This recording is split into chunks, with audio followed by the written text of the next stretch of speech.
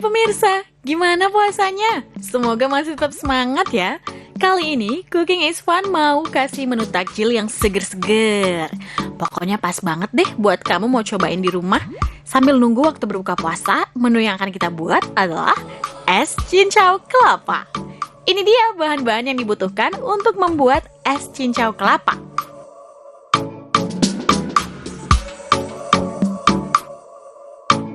Kita buat kuah santannya dulu. Tuang santan dalam wadah, lalu tambahkan garam, dan terakhir masukkan daun pandan biar makin harum. Lalu aduk semuanya sampai tercampur rata. Masak dengan api kecil sampai mendidih ya. Selanjutnya tinggal ditata aja deh. Masukkan cincau hitam yang sudah dipotong kotak. Selanjutnya tambahkan juga kelapa muda yang dikeruk lebar. Lalu tambahkan es serut biar makin seger.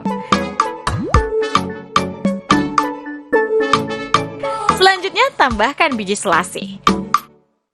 Tuang kuah santan yang sudah kita buat tadi. Kemudian tambahkan sirup koko pandan biar makin cantik kayak waktu mau ngedate sama si dia. Jangan lupa tuang kental manis biar hasilnya manis endes lagi. Es kelapa cincau segarnya udah jadi nih. Jadi gak sabar mau nyicipin.